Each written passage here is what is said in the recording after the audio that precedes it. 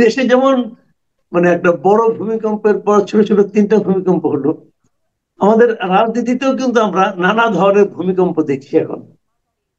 ভূমিকম্পগুলো এরকম যে অন্তর্বর্তীকালীন সরকার একটা গণভোটের আয়োজন করেছেন, সেই গণভোট নিয়ে কিভাবে আলোচনা হবে, গণভোট কিভাবে হবে, কি প্রশ্ন থাকবে, সেই প্রশ্ন মানুষের মনে কতটুকু আলোড়ন তৈরি করতে পারবে, রাজনৈতিক দলগুলো এটাকে কিভাবে মেনে নিচ্ছে, এবং রাজনৈতিক দলগুলোর অবস্থান কি হবে গণভোটে, তারা কি হার পক্ষে ক্যাম্পেইন করবে তার দলের কর্মীদের জন্য, নাকি না ভোটের জন্য ক্যাম্পেইন করবে, এগুলি আলোচনা। এবং পাশ হওয়ার পর কি হবে।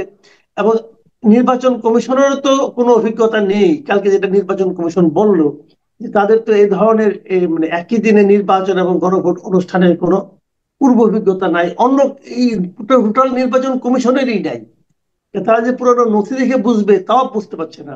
সেখানে এতগুলি যতগুলি বাক্স থাকে, ভোটের বাক্স, ব্যালট বক্স, এবার তো ডাবল থাকতে হবে, কারণ ওটা তো আবার আরেক আলোচনা, আরেক ভোট, দ্বিগুণ সংখ্যক কাগজ ব্যালট ঢুকানো হবে।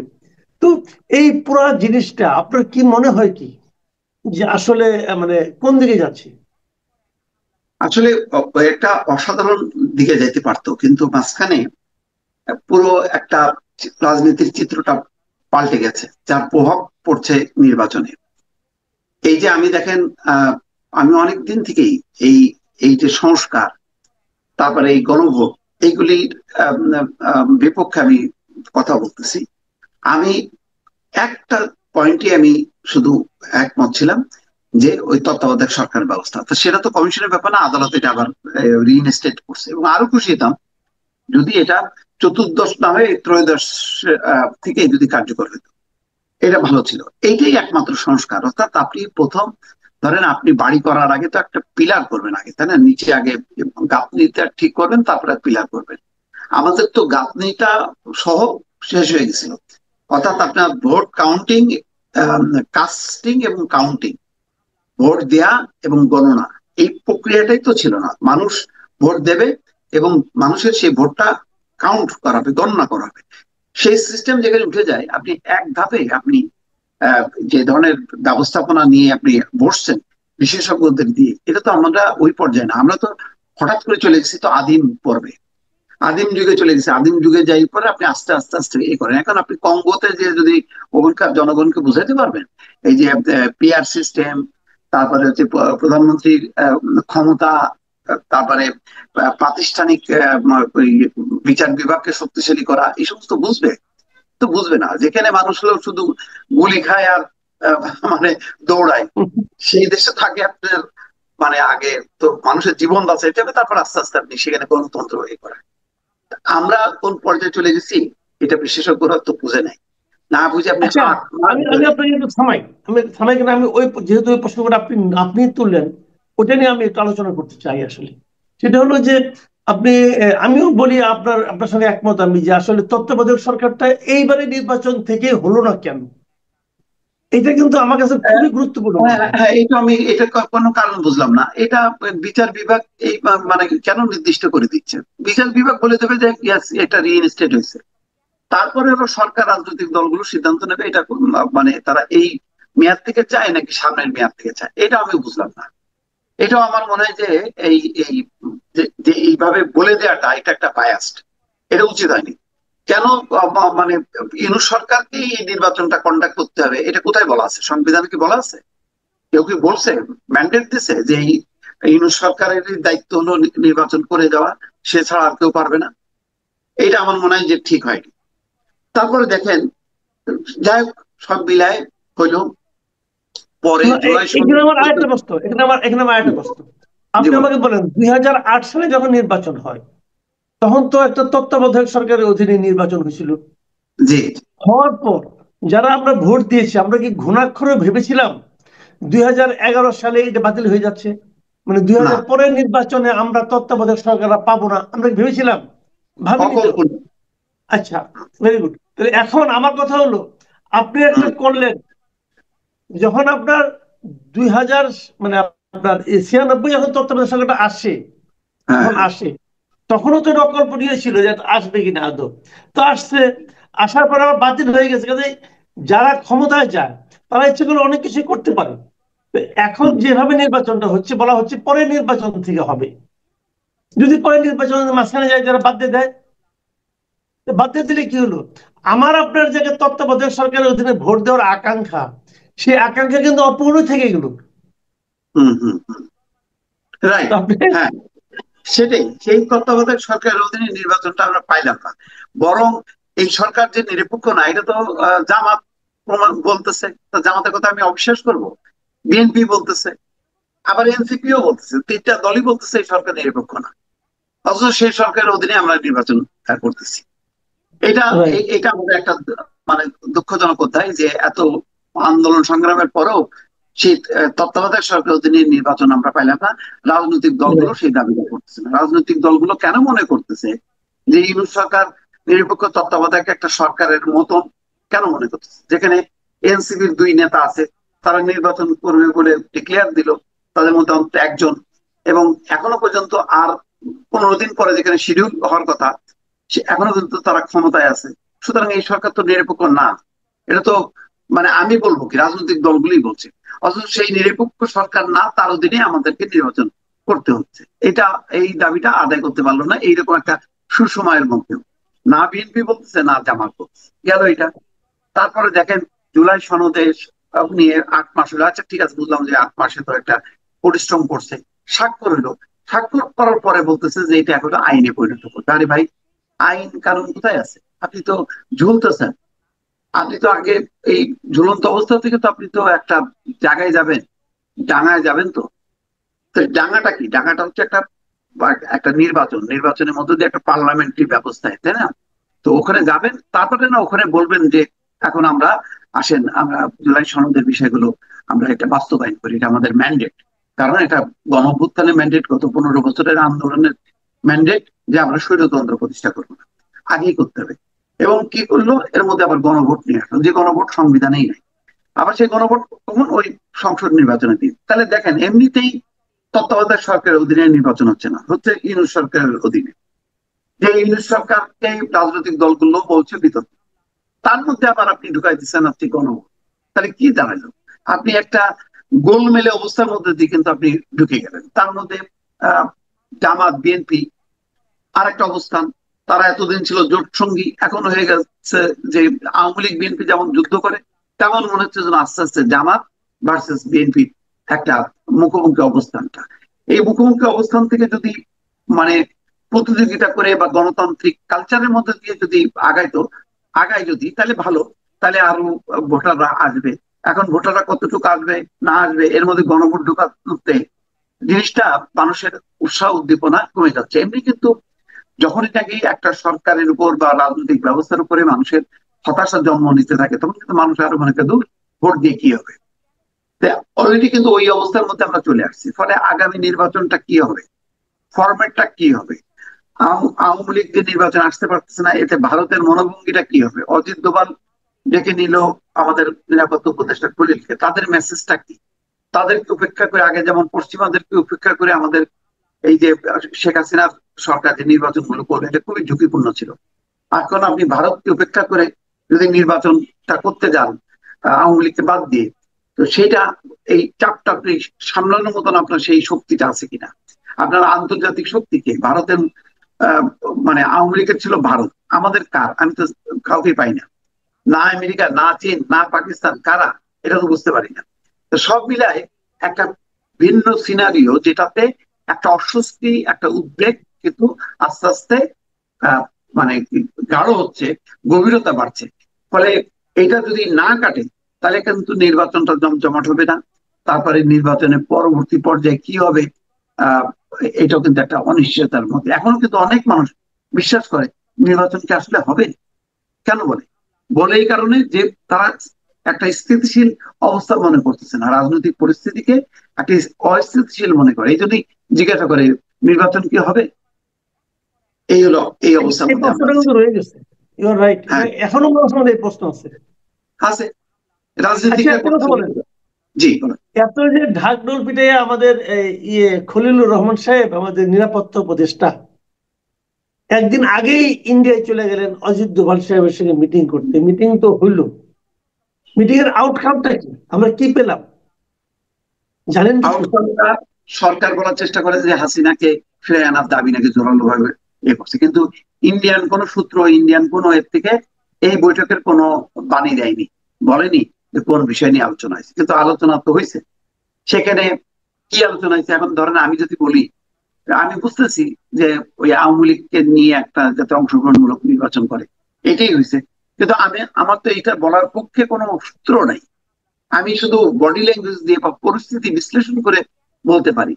এখন সরকার যদি বলে যে এরা মুস্তাফিজুর গুজব ছড়াচ্ছে, এরকম কোনো নেই, তাহলে আমি তো ফেসে যাব।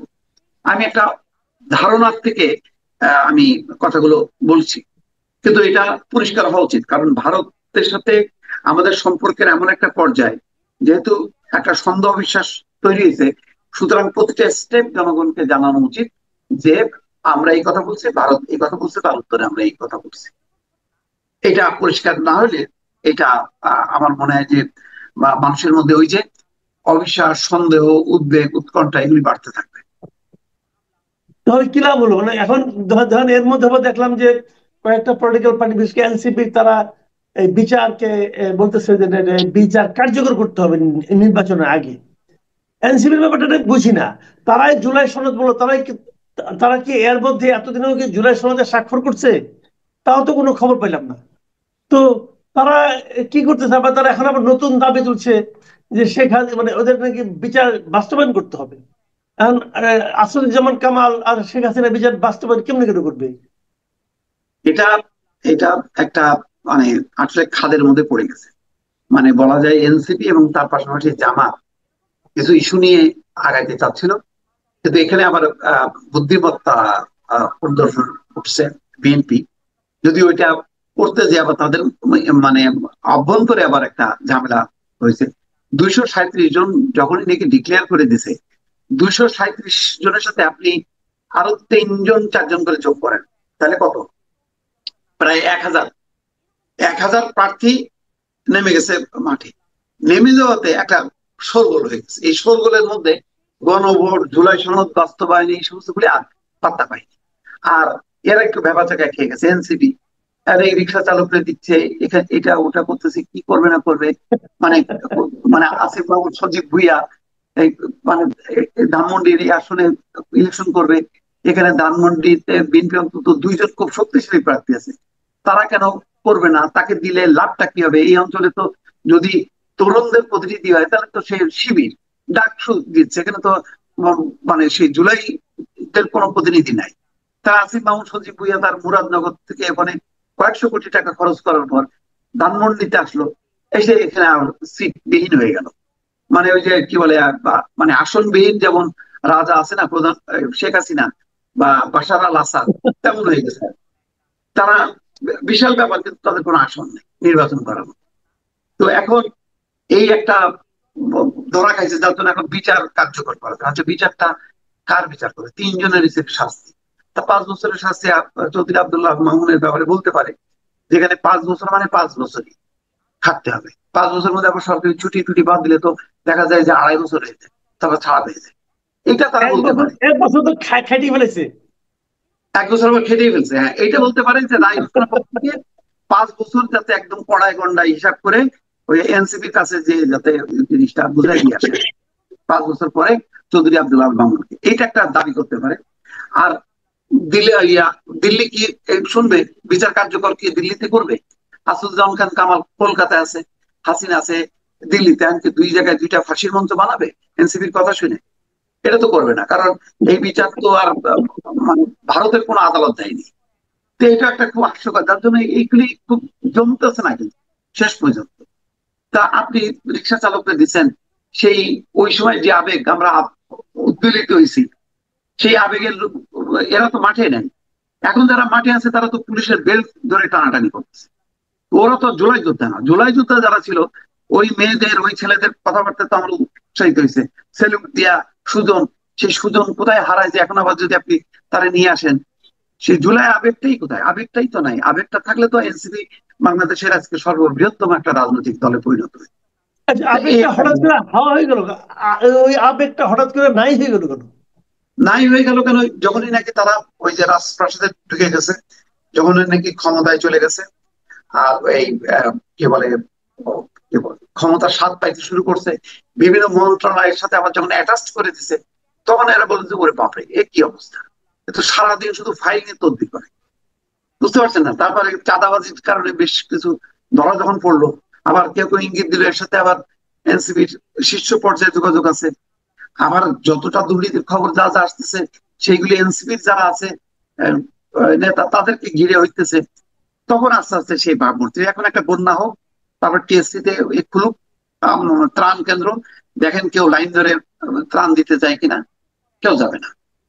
তো এই হলো পরিস্থিতি। জামাত ধরা গেল তারা এই ইসলাম ভিত্তিক 8টা দলকে নিয়ে একটা ফ্লো তুলতে চাইছিল, ওই ফ্লোর উপর ভিত্তি করে তারা মনে করছিল নির্বাচনী বৈতরণী পার হবে। কিন্তু এখন ফ্লোটা কার বিরুদ্ধে? এই ইউনূস সরকার তো জামাতের, এই ইউনূস সরকার তো বিএনপি। তা আপনি নিজের বিরুদ্ধে নিজে আন্দোলন করে আপনি মানে ফ্লো তুলবেন? মানে যেখানে আলোচনা হইতেছে আপনার পয়েন্টটা মানলো না বলে আপনি আন্দোলন করবেন, তো বিএনপিও যদি তার পয়েন্ট নিয়ে মানলো না বলে আন্দোলন করবো, 30টা রাজনৈতিক দল রাস্তায় নেমে গেল আমার দাবি মানতে হবে, তা সরকার কোন দিকে যাবে? তো এটাও জমলো না। মানে আপনি কি হাওয়ার মধ্যে। আর গণভোটটা মানুষ বোঝে না, পিআর সিস্টেমটাও বোঝে না, এবং বোঝানোর জন্য যে প্রতিনিয়ত তাদের পাঠশালা নিজেরা নিজেরা করে, পাঠশালা ঘরোয়া বৈঠক, কিন্তু এটা তো পাবলিকলি করতে হবে, প্রতিদিন পাঠশালা প্রতিদিন করতে হবে, সেটা তো করে না। ফলে হয়েছে কি, পুরো জিনিসটা আর জমলো না, কারণ জটিল জিনিস নিয়ে আপনি সামনে আসলে মানুষ। আমি আবারও বলি আপনাকে ভাই, আপনি ভোট দেয়া এবং গণনা এইটাই যেখান থেকে হারাই ফেলছেন, আপনি তো আগে ওইটাকে স্টাবলিশ করবেন, তারপরে না আপনি পেয়ার অন্যান্য সিস্টেমে যান, গণভোটে যান। আরো আমেরিকার সিস্টেমের যে কত কঠিন কঠিন কি সব টার্ম আছে, হ্যাঁ, সেগুলি করেন, অসুবিধা তো নাই। আগে তো আপনার মানে মানে পায়ের তলায় মাটিটা তো আগে থাকতে হবে, মাটি তো নাই। মাটিটা করেন আগে, নির্বাচনটা ঠিক মতন করেন, দেখেন না নির্বাচনটা করতে পারেন কিনা। যে হারে পেশি শক্তি, যে হারে বিএনপি এই এরা নিজেরা নিজেরা মারামারি পিটাপিটি করতেছে, যে হারে গোলাগুলি করতেছে, তো আপনি নির্বাচনটাই করে দেখেন পারেন কিনা। এখন তো আওয়ামী লীগ নাই, আওয়ামী লীগ ছাড়াই শান্তিপূর্ণ সুষ্ঠু নির্বাচন করে একটা ইতিহাস সৃষ্টি করেন। বলছেন তো যে পুলিশের দরকার নেই, রাজনৈতিক কর্মীরাই নাকি ভোট কেন্দ্র পাহারা দেবে, তা দিক পাহারা, দেখবো আমরা। খুবই একটা হজবল অবস্থা হয়ে গেছে আর কি। সেই ঠিক আছে, যতটুকু জানি আপনি বিভিন্ন জায়গায় কথাও বলেছেন, আপনার উদ্বেগের কথাও প্রকাশ করেছেন। কি বলবেন, এটা আসলে কি প্রক্রিয়া, কি হচ্ছে, কি এটা কিভাবে হচ্ছে? এটা তো আপনি অনেকদিন ধরে এই সেক্টর কিছু কাজও করেন, আপনার কাছে কি মনে হয়? আমার কাছে এটা মনে হচ্ছে যে মেগা দুর্নীতি, মেগা স্কেলের বিগ টাইম দুর্নীতি। তা আমি একটা উদাহরণ দিই যে দিন তিনেক আগে আপনার দুটো চুক্তি হলো। একটা চুক্তি হচ্ছে যে লালদিয়া চরে, কর্ণফুলীর পারে লালদিয়া চরে নেদারল্যান্ডের কোম্পানির কাছে লিজ দেওয়া হলো 33 বছরের। 3 বছর তারা তৈরি করবে কন্টেনার টার্মিনাল, 30 বছর তারা অপারেট করবে, এর সাথে আছে আরো 15 বছর গ্রেস পিরিয়ড, অর্থাৎ 48 ইয়ার্স, 48 বছরের একটা চুক্তি তারা করলো।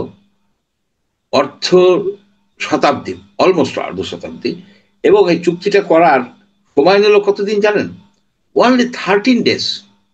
13 দিনের ভিতরে তারা সকল কর্মকাণ্ডগুলিকে সম্পন্ন করছে। এটা অভাবনীয়। অ্যাট দ্য সেম টাইম ওই দিনই আর একটা চুক্তি করলো যে আমাদের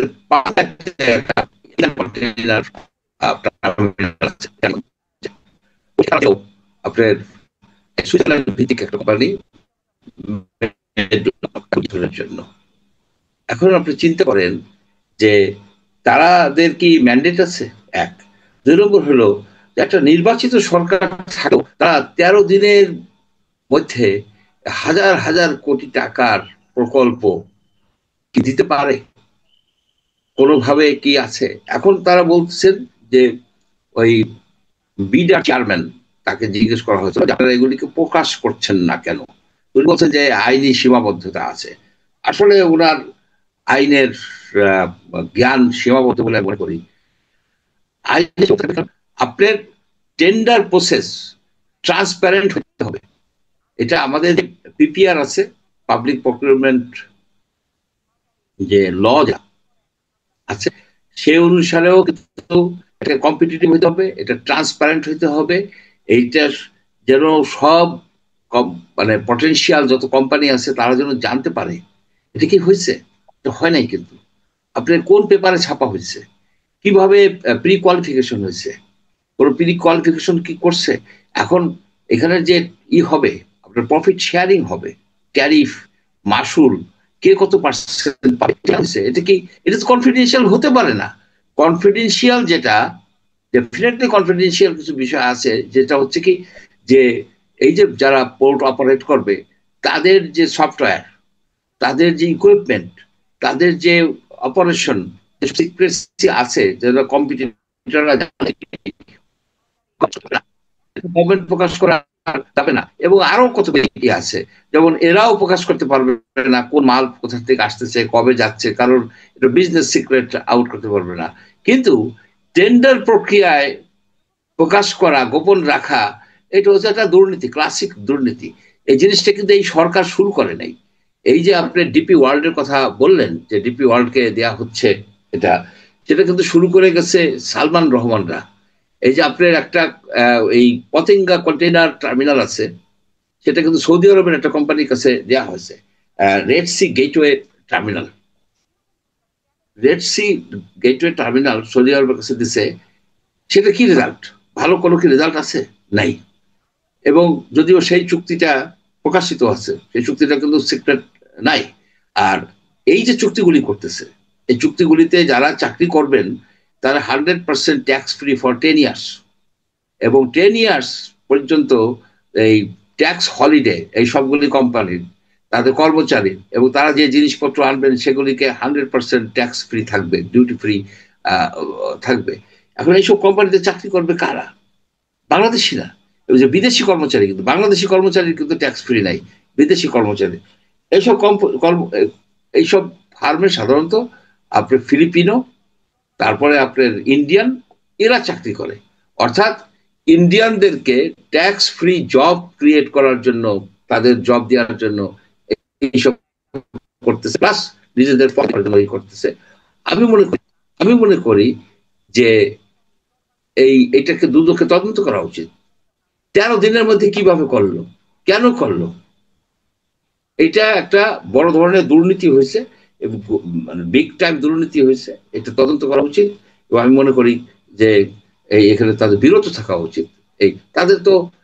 তাদের টেনিউর আছে মাত্র 3 মাস। এবং যখন আপনার জুলাই আন্দোলন হয়েছে, তার পূর্বেও যখন আন্দোলন হয়েছে সরকারের বিরুদ্ধে, সরকারের পতনের জন্য, কেউ কি বলছে চিটাগাং পোর্ট নিয়ে কোনো কথা বলছে? কেউ একটা কথা বলছে যে পোর্টের দুর্নীতি করতেছে, পোর্টের জন্য পোর্ট দিয়ে দাও বিদেশে? এ ধরনের ওরা কোথায় পাইলো যে পোর্টগুলি, একটা পোর্ট না, আপনার সবগুলি টার্মিনাল, যতগুলি টার্মিনাল আছে তার বেশিরভাগই দেওয়ার প্রক্রিয়া চলতেছে। এদেরকে ইমিডিয়েটলি ঠেকানো দরকার, ইমিডিয়েটলি এদেরকে ঠেকানো দরকার। চট্টগ্রামে যে পোর্টটা দেওয়া হচ্ছে, নিউমুরিং এ যে পোর্টটা দেওয়া হচ্ছে, এটা তো এতদিন সাইফ পাওয়ার ওরা চালাতো, তখনও লাভজনক ছিল। তারপরে যখন নৌবাহিনী হাতে গেল তখন এটা আরো লাভজনক ছিল। এখন যখন এদেরকে দেওয়া হবে, এদেরকে দেওয়ার আগে আগে আমি দেখলাম যে এটার নাকি ট্যারিফ অনেক বাড়ানো হয়েছে। হ্যাঁ, এই ট্যারিফ বাড়ানোর ফলে হয়তো এরা বেশি করে লাভ দেখানোর একটা প্রক্রিয়া নেবে, কিন্তু ট্যারিফ বাড়ানোর কি লং টার্মে কি কোনো সুফল আছে নাকি কুফল আছে? কারণ আমাদের আশেপাশের বন্দরগুলোতে তো ট্যারিফ তুলনামূলকভাবে আমাদের চেয়ে অনেক কম। এশিয়াতে এখন বাংলাদেশের যে প্রতিটা কন্টেনার হ্যান্ডলিং এর খরচ হচ্ছে সেকেন্ড হাইয়েস্ট, এটা $143, $143 সেকেন্ড হাইয়েস্ট। এখন এটা কি কম্পিটিটিভ হবে? কম্পিটিটিভ হবে না। অনেকে হয়তো অন্য পোর্ট দিয়ে চেষ্টা করবে। আপনার মংলা পোর্টের হচ্ছে কত, $43 না $44 প্রতি কন্টেনারে, আর এটা হচ্ছে $143, এই 40% বাড়ানোর ফলে চিটাগাং পোর্টে। এটা একটা লুটপাট হচ্ছে আর কি, বড় ধরনের লুটপাট হচ্ছে। এর এজেন্ট কারা? লোকাল এজেন্ট কারা? আপনি তদন্ত করেন। আপনি তদন্ত করে দেখেন যে লোকাল এজেন্ট কারা, এই ডিপি ওয়ার্ল্ডের লোকাল এজেন্ট কারা। আর একটা বিষয় হচ্ছে কি, আপনি কি কম্পিটিটিভই করছেন, আপনি কি টেন্ডার করছেন? অন্য এর থেকে ভালো কোম্পানি নাই। আপনি যখন দিতেই হবে আপনি ই করুন, আপনি কম্পিটিটিভ বিডিং এর ব্যবস্থা করুন, সবচেয়ে ভালো, যাতে বাংলাদেশের স্বার্থ রক্ষিত হয়। আর পোর্ট ঠিক মতো চলে না, এই অজুহাতে যদি আপনি পোর্ট বিদেশের হাতে দিয়ে দেন, তাহলে পুলিশ বাহিনীও তো ভাই চলতেছে না, তাহলে পুলিশ আনেন, আপনি পুলিশ নিয়ে আসেন। আপনার বিচার বিভাগ চলতেছে না, আপনি বিচার বিভাগ বিচারক নিয়ে আসেন, চিফ জাস্টিস নিয়ে আসেন, জাস্টিস নিয়ে আসেন বিদেশ থেকে। আপনার এখানে যে কাজটা করছে বলতে আমার লজ্জা হয়, মির্জাফর সাহেব একই কাজ করছিল। মির্জাফর সাহেব, মির্জাফর সে এই বাংলার দেওয়ানি ইস্ট ইন্ডিয়া কোম্পানির হাতে তুলে দিছিল। আর আমাদের এই ইউনূস সাহেব বাংলার এই পোর্টের ব্যবস্থাটা বিদেশিদের হাতে সম্পূর্ণভাবে ন্যস্ত করে দিচ্ছে। এটার ভবিষ্যৎ খুব খারাপ, এটাকে ঠেকানো দরকার। যেভাবেই হোক এই সরকারকে এইগুলি থেকে বিরত রাখা দরকার। এখন আন্দোলন হওয়া উচিত, আমি মনে করি আন্দোলন হওয়া উচিত, এবং একটা কমিটি, নাগরিক কমিটি হওয়া উচিত। কোন প্রক্রিয়ায়, কার মাধ্যমে, কিভাবে 13 দিনের মধ্যে একটা পোর্টের সে লালদিয়া যে জায়গাটা, লালদিয়া যে চরটা, ওটা তো নদীর জমি, ওটা তো আপনার কর্ণফুলী নদীর মধ্যে থেকে চর মানে ড্রেজিং করে এটাকে তৈরি করা হয়েছে, এটা নদীর জমি। এখানে যদি কেউ বলে যে এটা নদীর জমি, মামলা করে দেয়, সেটা তো ভেস্তে যাবে এই এই এই সব প্রজেক্ট। এরা তো জানে না, এরা অনেকেই আছে যে বাংলাদেশ আইনকে এরা সম্পূর্ণভাবে বৃদ্ধাঙ্গুলি দেখাচ্ছে। কেন দেখাচ্ছে? এদের যে ওই যে লাল নীল পাসপোর্ট আছে, ওই বিভিন্ন দেশের পাসপোর্ট আছে, যে আমরা চলে যাব, তাদেরকে ইন্টারপোল দিয়ে ধরে আনা হবে একদিন। এই বাংলার সম্পদ যারা যে বিক্রি করে দিতে চাচ্ছে নিজেদের স্বার্থে, এইসব বিদেশি শকুন, এই শকুনদেরকে ইন্টারপোলের মাধ্যমে হোক বা লোকালি যে দেশে থাকুক সে দেশে মামলা করে এদেরকে ধরে আনা হবে, টুডে অর টুমরো। এখানে ছাড় দেওয়া হবে না, বাংলার জনগণ ছাড় দিবে না, কোনোভাবেই দিবে না। আচ্ছা, একটা কথা আপনি আমাকে বলেন, যে আমি ঠিক বুঝতে পারছি না, এই যে পোর্টগুলি দেওয়া হচ্ছে, এটা নিয়ে আমাদের পলিটিক্যাল পার্টিগুলো, মেইন স্ট্রিমের যে পার্টিগুলো আছে, তাদের মধ্যে আমার কাছে কেন যেন মনে হচ্ছে যে খুবই গা ছাড়া একটা মনোভাব। দু একটা দল তারা বিবৃতি মতো তাদের শেষ সীমাবদ্ধ, তারা সরকারের সঙ্গে এটা কথা বলছে না, প্রতিবাদ করছে না। মানে কেন এরকম হচ্ছে, কেন, এর কারণটা কি? আচ্ছা, রিজভী সাহেব আজকে একটা ছোটখাটো বক্তব্য দিচ্ছে এটার এগেনস্টে। এরা কিন্তু যখন পোর্টের বিষয়ে বিএনপি কিন্তু সোচ্চার ছিল, কিন্তু লন্ডন সম্মেলনের পরে, লন্ডন মিটিং এর পরে চুপ হয়ে গেল, কবি সব নীরব কেন? কি জাদু ইউনূস সাহেব দেখায় আসলো? ইউনূস সাহেবকে ডাইরেক্টলি প্রশ্ন করা উচিত, আপনি কি আসছেন বাংলাদেশকে টুকরো টুকরো করে বিক্রি করে দেওয়ার জন্য? আপনি কি কারণে এই পোর্ট নিয়ে আপনাকে মাথা ঘামাতে কে বলছে? আপনার মাথা ঘামান ইলেকশন নেয়া, আপনি নির্বাচনটা করে আপনি এখান থেকে চলে যান। That's what we want. আপনাকে তো পোর্ট ব্যবস্থাপনা করার জন্য আনা হয় নাই। পোর্টের বিষয়ে আপনি যেটা করলেন, পোর্টের কোনো সংস্কার কমিশন করছিলেন? কোনো কে রিপোর্ট দিছে আপনাকে? আপনি বলেন যে সরকারি কাজ আপনি হয়তো বুঝেন না, সরকারি কাজ আপনার বোঝা উচিত। আপনার যে চাহিদাটা সৃষ্টি করছে কে, যে পোর্ট দিতে হবে? কোন কোন মিনিস্ট্রি থেকে আপনার নোট ইনিশিয়েট করছে? কে নোট ইনিশিয়েট করছে লালদিয়াতে এই দিতে হবে, এই এই কোম্পানিকে দিতে হবে? যারা দিছে তাদেরকে আমি বলি, বি অন দি অ্যালার্ট। আপনাদের প্রত্যেকের বিরুদ্ধে শেষ পর্যন্ত দুদকের মামলা হবে। কারণ 13 দিনের মধ্যে আপনি ছুটির দিনেও আপনি চুক্তি করছেন, বেআইনি কাজ। ছুটির দিনেও আপনি কাজ করছেন, এটা নিয়ে এত তাড়াহুড়া কেন আপনার? কি কারণে আপনি ওদের একটা যুক্তি আছে, কিন্তু ওদের একটা যুক্তি আছে যে মানে আমাদের এখানে সবকিছু ঢিমে তালে চলে, সরকারি অফিস গুলো 7 দিনের কাজ হয়তো 7 মাস আগে দেয়। ওনারা দেখিয়ে দিলে যে অল্প সময়ের মধ্যেও অনেক ভালো ভালো চুক্তি করা যায়। এই যুক্তিটা কেমন? ভালো ভালো ভালো ভালো চুক্তি না। আপনার একটা কন্টেইনারের $143 চার্জ দেওয়া হবে, তবে বাংলাদেশ সরকার কত পার্সেন্ট পাবে? বাংলাদেশের পাবলিক কত পার্সেন্ট পাবে? এই কথাটা উনি বলতেছেন না কেন? এই কথাটা আমি ডিমান্ড করি। ওই যে আশিক চৌধুরী না এক ভদ্রলোক আছে, ওই যে লাভ দিয়ে পড়ছিল অনেক, উনি এসে দিচ্ছে এইগুলি, উনি বলে কি আইনে সীমাবদ্ধতা আছে। কোন আইন উনি দেখায়? উনি কোন আইন দেখায় আমাদেরকে যে কত টাকা বাংলাদেশে পাবে আর কত টাকা অপারেটর নিবে? এই কথা বলতে আইনি সীমাবদ্ধতা কোথায় আছে? আপনি ডব্লিউটিও দেখুক, এখানে ট্রান্সপারেন্ট হইতে হবে, এখানে কম্পিটিটিভ হইতে হবে, এখানে অ্যান্টি করাপশন হবে, অ্যান্টি করাপশন মিজান নিতে হবে। আপনি কি কলিউশন করছেন যে এই এদের সাথে? আপনি কি বিড়ালের সাথে আনঅথরাইজ দেখা করছেন? বিড়ালের সাথে ইনসব কিভাবে ভাইস প্রেসিডেন্ট, ডিপি ওয়ার্ল্ডের ভাইস প্রেসিডেন্টের সাথে দেখা করে, কথা বলে, যারা নেগোসিয়েট করতেছে হেড অফ দি গভর্নমেন্ট হিসাবে? টোটালি আপনার মানে এই আইনের ব্যত্যয় ঘটছে এইখানে। টেন্ডার প্রক্রিয়ায় আপনার স্বচ্ছতা থাকতে হবে, কম্পিটিটিভ থাকতে হবে, এবং বাংলাদেশের সরকার, বাংলাদেশের রাষ্ট্র যেন উইন করে সেই জিনিসটা নিয়ে কাজ করে। ওনারা কিন্তু আরেকটা যুক্তি দিচ্ছেন, এটা হলো যে সবকিছু নাকি টেন্ডার প্রক্রিয়ার মাধ্যমে হয় না, G2G যে সমস্ত কন্ট্রাক্ট গুলো হয়, যে সমস্ত চুক্তিগুলি হয়, G2G চুক্তিটা এভাবেই হয়। ওরা জিটিজি বুঝে? এটা কি নেদারল্যান্ড গভর্নমেন্ট আসছে? এই যে সুইজারল্যান্ড গভর্নমেন্টের সাথে চুক্তি হয়েছে নাকি? সুইজারল্যান্ডের কোম্পানির সাথে চুক্তি হয়েছে। সুইজারল্যান্ডের রেজিস্টার্ড একটা মেডব্লক কোম্পানি, তাকে পানগাঁও দেওয়া হলো, এখন সুইজারল্যান্ড গভর্নমেন্টের সাথে চুক্তি হয়েছে? হয় নাই তো। এটা জিটিজু না, সুইজারল্যান্ড গভর্নমেন্টকে এসে প্রপোজাল দিছে? দেয় নাই তো, একটা কোম্পানি দিছে। একটা কোম্পানির সাথে সরকার চুক্তি করতে পারে, এটা জিটিজি না, এটা টেন্ডার প্রক্রিয়ার মাধ্যমে করবে।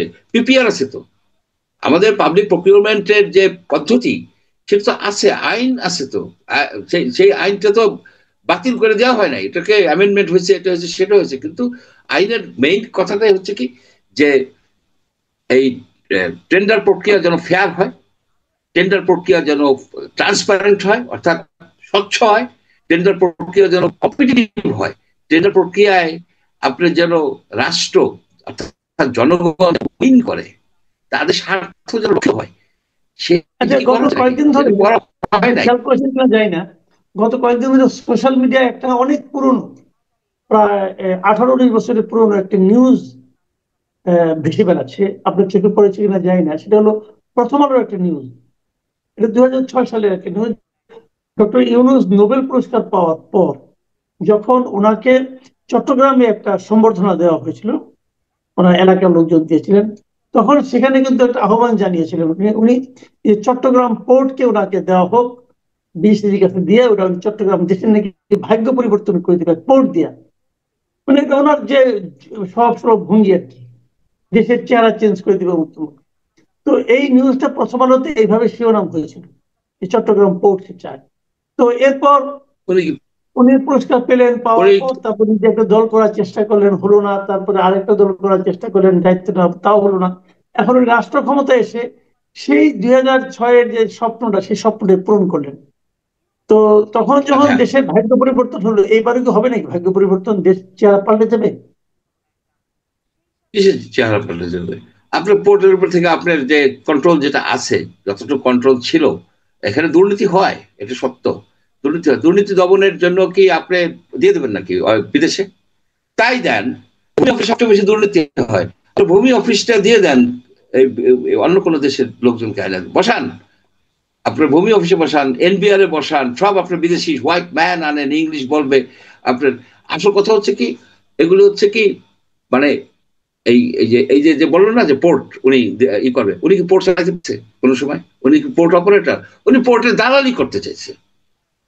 হি wanted to be broker, in between, go between. আর একটা জিনিস করছে, রানা প্লাজা যখন ধ্বংস হয়ে গেল, রানা প্লাজার, তখন উনি বললো কি যে এই কোম্পানিগুলো সার্টিফিকেশন নেওয়ার জন্য উনি আপ্রাণ চেষ্টা করছে, শেষ পর্যন্ত উনি পারে নাই। এইখানে সবকিছুতে উনি একটা ব্যবসায়িক দৃষ্টি দেখে, যেমন দেখেন না আপনার যেখানে যাচ্ছে সেখানে লেবারদেরকে উনি বলে যারা ভেজাল, বেআইনি, এদেরকে বাইর করে দাও। ইটালিতে বলছে তুমি একটা বেআইনি বাইর করে দেবো, আমি একটা মানে দেবো, মানে লিগাল লোক পাঠাবো। কিরকম একটা মানে নৃশংসতা, যে লোকগুলি সাগর পাড়ি দিয়া, মরুভূমি পাড়ি দিয়া ওখানে গেছে, এখানে একটা জীবিকা করতেছে, তাদের বরং বলবে তোমরা সবাইকে লিগাল করে নাও, তাদেরকে কাগজপত্র করে দাও। তার পরিবর্তে উনি একটা লিগাল লোক পাঠাবে। কার মাধ্যমে পাঠাবে? আমরা বুঝতেই পারি, ওনার এই গ্রামীণ এমপ্লয়মেন্টে পাঠাবে, এই যে জাপানে লোক পাঠাবে, এইসব নিয়েই ব্যস্ত। উনি ইলেকশন কেমনে করবে? ওনার ইলেকশন করার তো দিকে মনোযোগ নাই, ওনার মনোযোগ হচ্ছে এইসবের দিকে, কিভাবে কোন ব্যবসা ব্যবসা। একটু এখন অন্য একটা প্রসঙ্গ একটু যে শেষ করে দিই। আমার অন্য একটা প্রসঙ্গ একটু কথা বলতে চাই, সেটা হলো যে আপনি জানেন যে গতকালকে তত্ত্বাবধায়ক সরকারের যে এটা মানে আপনার মামলাটা সে নিষ্পত্তি হয়েছে, এবং সুপ্রিম কোর্ট বলেছে, অ্যাপিল বিভাগ বলেছে তত্ত্বাবধায়ক সরকারটাই এখন ইলেকশন হবে। এবং তার আবার এখানে এটাও বলা হয়েছে যে এই নির্বাচন না, তার পরের নির্বাচন হবে। আমার প্রশ্ন হচ্ছে, তত্ত্বাবধায়ক সরকার যদি বাংলাদেশের প্রেক্ষিতে নির্বাচনের জন্য সর্বোত্তম পদ্ধতি হয়, তাহলে এবারে 2026-এ যে নির্বাচনটা হবে ফেব্রুয়ারিতে, সেটাই তত্ত্বাবধায়ক সরকারের অধীনে না করার কি কারণ থাকতে পারে? না, এখানে দেখেন যে একটা পলিটিক্যাল কনসিডারেশন কিন্তু আছে। পলিটিক্যাল কনসিডারেশন হচ্ছে, তত্ত্বাবধায়ক সরকারের নিয়মটা হচ্ছে কি, যে ইমিডিয়েট পাস্ট চিফ জাস্টিস উনি হবেন চিফ অ্যাডভাইজার। এখন যদি তত্ত্বাবধায়ক সরকার 13 অ্যামেন্ডমেন্টকে এই মুহূর্ত থেকে এফেক্টিভ করা হয়, তাহলে এই আপনার যে ওবায়দুল হাসান, যে ইমিডিয়েট পাস্ট চিফ জাস্টিস, উনি হচ্ছেন তখন চিফ অ্যাডভাইজার ডেজিগনেট। উনি যদি কোনো কারণে আপনার বলেন যে না, অপারগতা প্রকাশ করেন, তাহলে হচ্ছে তার আগের জন হাসান ফয়েজ সিদ্দিকী, এবং এরা সবাই কিন্তু আপনার শেখ হাসিনার অ্যাপয়েন্টেড, এবং এরা অ্যাকচুয়ালি চিফ জাস্টিস হিসেবে জাস্টিস করতে পারেন নাই, এরা বায়াস ছিলেন। এখন যদি ওবায়দুল হাসানকে আপনি চিফ অ্যাডভাইজার করেন, দেশের ভিতরে টারময়েলের সৃষ্টি হবে। সেই হিসেবে আমি মনে করি কি, যে তত্ত্বাবধায়ক সরকার ঠিকই আছে যে 14th থেকে, অর্থাৎ যেটা 29 সালে হওয়ার কথা ইলেকশন, সেই ইলেকশন হয়তো হবে 31 সালে। আপনার কাছে একটা জিনিস আমি বলি, যদি এটাই সর্বোচ্চ পদ্ধতি, এই একটা মাত্র কারণে তার এই পদ্ধতিটা আপনি চালু করবেন, এটা তো হয় না। তাহলে আমাদের এই সংস্কার কমিশন যে প্রস্তাবটা দিচ্ছে, ওই প্রস্তাব অনুযায়ী করলেই তো হয়। না, সেটা করতে পারে অ্যাকচুয়ালি। যদি সংস্কার কমিশনের যে প্রস্তাব দিছে, যা যেখানে যদি প্রাইম মিনিস্টার নাই, ডেপুটি স্পিকার নাই, বা স্পিকার নাই, বা বিরোধী দল নাই, কিন্তু এটা তো সাবস্টিটিউট আছে, সব দলগুলির সাথে একজনকে সবার মতামত দিয়ে করুক না কেন। একটা জিনিস হলো, শোনেন আমি বলি আপনাকে, আপনি 5 বছর পরে করবেন, এই জিনিসটা ভালো। ভালো মানে কি? এটা পুরো জাতির ভাগ্য নির্ধারণ করে দিবে, তাই না? তো সেটা আপনি যদি এটা সর্বোত্তম হয়, এটা আপনি এখনই করবেন না কেন? সমস্যা হচ্ছে অজুহাত হচ্ছে যে এইখানে বেশ কিছু অ্যাডভাইজার আছে, ইনক্লুডিং চিফ অ্যাডভাইজার, তাদের বয়স 80, 85 এই ধরনের। তারা কেউ ছাড়তে চায় না আর কি, বুঝতে পারছেন ব্যাপারটা? তারা কেউ ছাড়তে চায় না। কিন্তু 72 বছর হতে হবে। চিফ অ্যাডভাইজারের বয়স হবে 72 বছর। সেই 72 বছরের এসে কিন্তু অনেকে বাদ হয়ে যায়, তারা এই সরকারে থাকতে পারে না। সেসব কারণে সেটা একটা কারণ হতে পারে। যেমন যদি চিফ কেয়ারটেকার গভর্নমেন্ট এখন চালু হয়, গণ্যমান্য ব্যক্তি হইলেও তো ইউনুস সাহেব আসতে পারে না, কারণ সে 72 বছরের অনেক উপরে চলে গেছে। তখন বয়সের আবার রিল্যাক্স করতে হবে, অনেক রকমের জটিলতা আছে। উনি তো অলরেডি 1.5 বছরে দেখাই দিচ্ছে ওনার কিরকম ক্ষমতা, ওনাকে থাকতে হবে কেন? আমি তো ওনাকে বিদায় করার জন্য বলতেছি এগুলো। উনি তো বিদায় হতে চাচ্ছে না ভাই, উনি তো বিদায় হতে চাচ্ছে না। উনি তো বলছে কিছুদিন আগে যে কেউ তো বলে 5 বছর, কেউ বলে 50 বছর আপনি থাকেন। 85 বছর বয়স্ক একটা লোক বলে যে আমি 50 বছর আমাকে থাকতে বলে লোকজনে এই ক্ষমতায়। দুর্ভাগ্যবান আমরা, সব শাসন, যে জাতি যত নিকৃষ্ট সে তত নিকৃষ্ট শাসন করতে পায়। আমরা আসলে একটা নিকৃষ্ট জাতি, দুর্নীতি করি, আপনার দালালি করি, আপনার চাটুকারিতা করি, এবং আমরা শেখ হাসিনার মতো এরশাদের